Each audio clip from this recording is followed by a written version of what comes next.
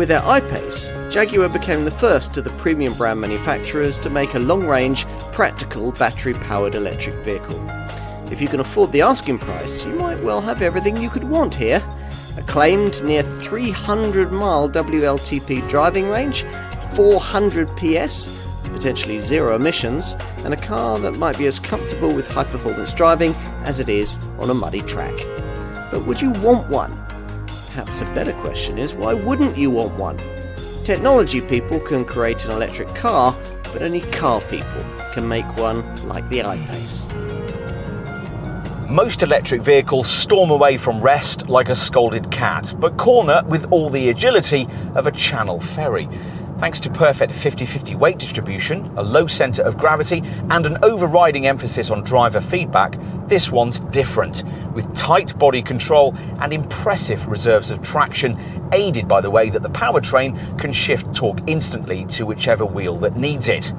Ah yes, the powertrain. It uses a 90 kilowatt-hour lithium-ion battery containing 432 pouch cells situated between front and rear wheels, powering two synchronous permanent magnet electric motors, one at each axle so as to provide permanent four-wheel drive.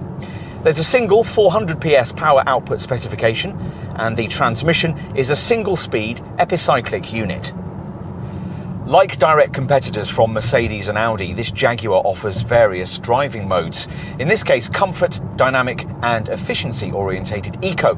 But unlike those competitors, the Coventry company hasn't standardised air suspension on its electrically powered luxury SUV. You'll need to specify that as an option if you've specified large wheels and want to match the serene ride of competitor models over poor urban surfaces. Air-sprung damping's worth having for other reasons too. It'll automatically lower the ride height at higher speeds, or you can position it at a higher setting for off-road use. Rather surprisingly, this I-Pace is actually quite capable off-road, aided by a standard all-surface progress control system, a kind of low-speed cruise control for when you're inching along over muddy tracks.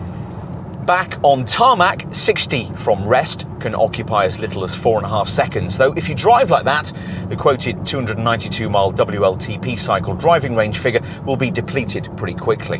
Which is significant because even if you've got a wall box fitted in your garage, this Jaguar will still need 12.9 hours to replenish itself completely from an empty charge. If when out and about you're fortunate enough to find a 50 kilowatts public charger, up to 168 miles of driving range can be gained in 60 minutes.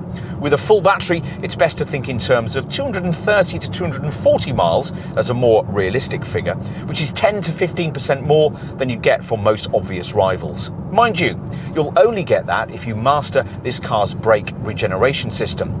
Set to maximum, this slows the car so dramatically when you come off the throttle that you hardly ever have to use the brake pedal, except when you need to come to a complete stop.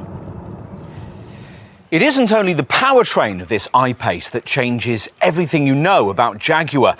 The styling too is a radical departure from the brand's established values, as you'd expect it would be.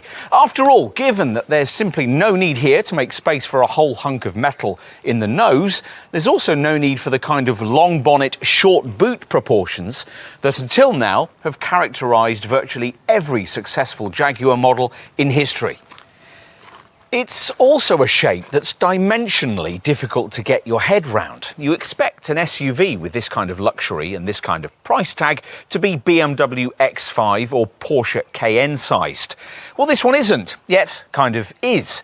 Its roadway footprint is actually 50mm shorter than that of a Jaguar F-Pace in the next class down, yet the I-Pace has a wheelbase 116mm longer than its showroom stablemate, so as to free up the kind of interior space common from the next class up.